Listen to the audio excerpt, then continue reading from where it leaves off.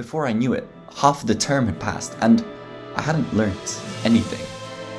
Hi, it's Markos. I'm a third-year medical student at the University of Cambridge. In this video, I'm basically just gonna ramble about stuff that I wish I knew before I had started studying at university. Make sure to stick around to the end of the video because I have 7 things I wish I knew before university, as well as 1 extra little tidbit of wisdom at the end, so stick around for that. Tip 1 is to prioritize having a life outside of studying. It's so easy to just fall into the trap of trying to have the best grades possible and thinking about work every single waking and sleeping moment of your day. Honestly, for the most part, it really doesn't matter that much. A future employer isn't going to care whether you ranked 5th or 50th in your cohort. They're going to care about the experiences and the skills that you have. They're also not going to care that you got a first in some random essay in first term, instead of going out to the pub with your friends. With any degree and with any university, it is possible to have a life outside of just studying. And this is coming from a medical student at the University of Cambridge. It's possible to do things outside of your degree, particularly things like seeing other people, going outside, eating food, sleeping. As simple as these things sound, it's so easy to ignore them just for the sake of work. So don't fall into that trap and don't murder yourself working because it's just not worth it. Tip 2 is to share your resources with your peers. Throughout the first term of first year, I had no idea what I was doing, and I had no idea how well I was doing. It turned out I was doing quite badly. When the time for studying for mocks came around, I realized that I didn't actually know things, and I had fallen behind. What helped me catch up were the people around me studying the same thing that supported me. The sharing of resources between us meant that I could spend less time creating the resources and more time actually learning the content. If you share the workload amongst all of you, then everyone can benefit and everyone can do better. It's very easy to think that the people that are doing the same course as you are your competition. You are in fact ranked against them. However, sharing your resources with 5 or 10 people isn't going to affect your ranking out of the 300 people in your cohort. Hopefully, all of you will do better together. This isn't to say that you should be studying with people at all times.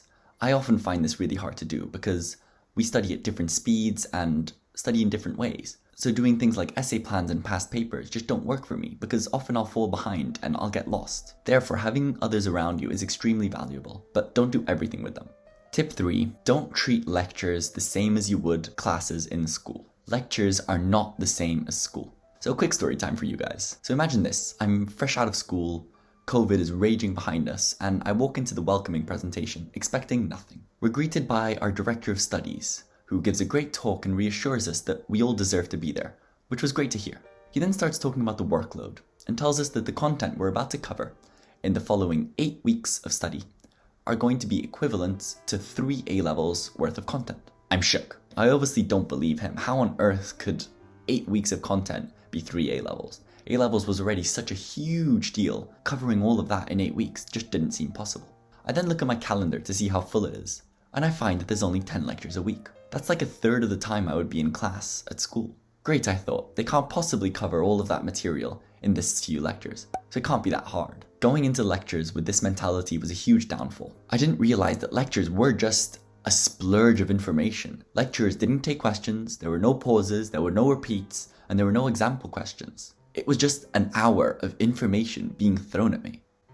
Me, the naive idiot that I was, thought, if they're just this, then all I need to do is get the gist of the lecture. Oh, this lecture was about cardiac output, and this one was about the upper limb. So instead of cracking down and trying to learn the details that were covered in lectures, I treated them as I would school classes. I just got the general gist. I thought this was fine, so I started watching lectures at 1.25 times, 1.5 times, 1.75 times speed. I wouldn't take notes, and before I knew it, half of the term had passed, and I hadn't learnt anything. I then later had to go back to this content and relearn it properly, which was a huge time sink, and I should have just done it from the get-go. However, this was still a very valuable learning experience, because now I know that I should be pre-reading and rereading lectures before and after they happen. I should be creating flashcards so I can memorize the content, and be using spaced repetition so that I can put it into my long-term memory. I shouldn't ignore little details in lectures, because these are tested in multiple choice questions. I should be reading the extra material that they give us because this is great for throwing into essays. Once I started treating lectures like a completely different entity to school classes, I started to do a whole of a lot better. I'm still not a grade A student. I got a 2-1 last year. So you can take what I'm saying and totally ignore it. But I'm sure many of my friends who did get firsts would agree with me.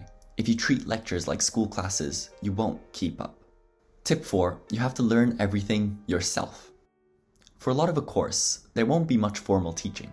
They might give you a lecture and any resources that come with the lecture. There won't be someone there guiding you and telling you what exercises to do and how to actually learn the content.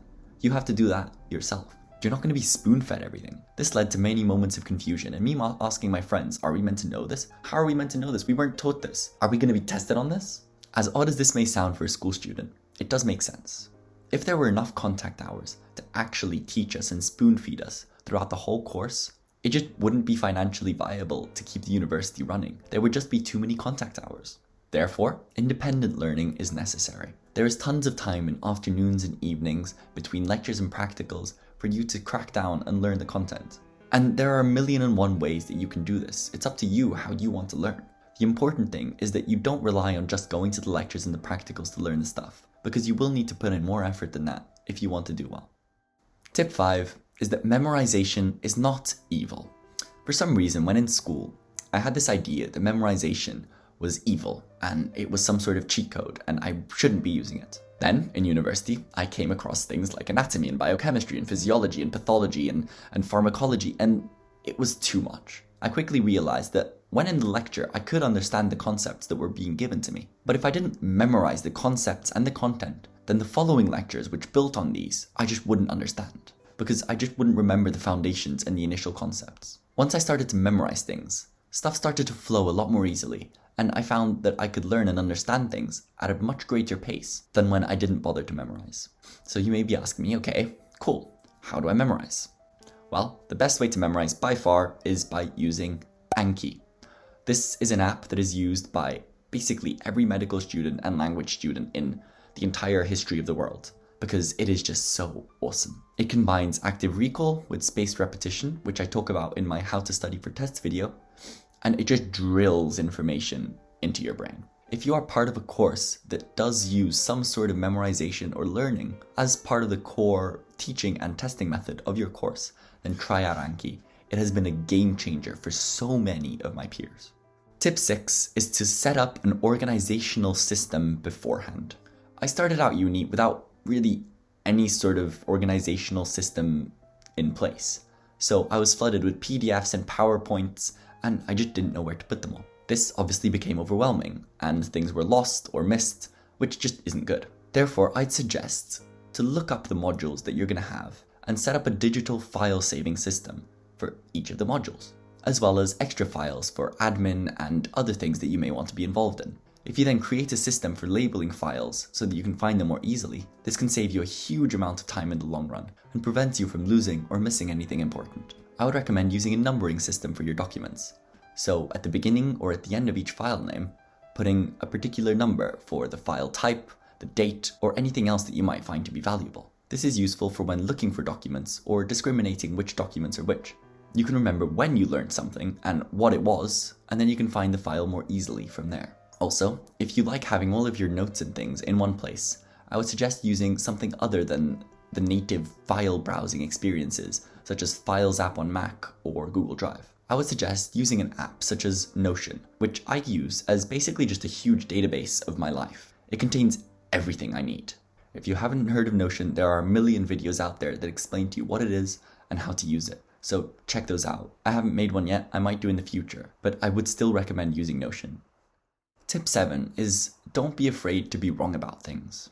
You are going to be wrong about so much stuff. Make an effort to be okay with being wrong about things, particularly in situations such as tutorials. Speak out, don't be afraid to be wrong. If you're corrected by a supervisor, you're far more likely to remember that detail than if you hadn't spoken up at all. So the final little piece of wisdom that I want to share with you is sleep. So many people at university just ignore sleep. They think that sleep doesn't exist or it's not important or any number of things. You need 7 to 8 hours of sleep to be functioning at your highest capacity. Your quality of work improves drastically with enough sleep. And although it may seem like the quantity of the work you do is everything in med school, the more number of hours you put in, the more Anki cards that you learn, but that's not true. Quality is very important. From a purely anecdotal point of view, whenever I sleep more than 7 hours over a period of a week, I feel a lot better. I know that when I don't sleep, I'm worse at what I do, I'm cranky, and I'm generally just not a good human being. Less anecdotally, there are loads of books and papers you can read that explain to you why sleep is so important and what you can do about it.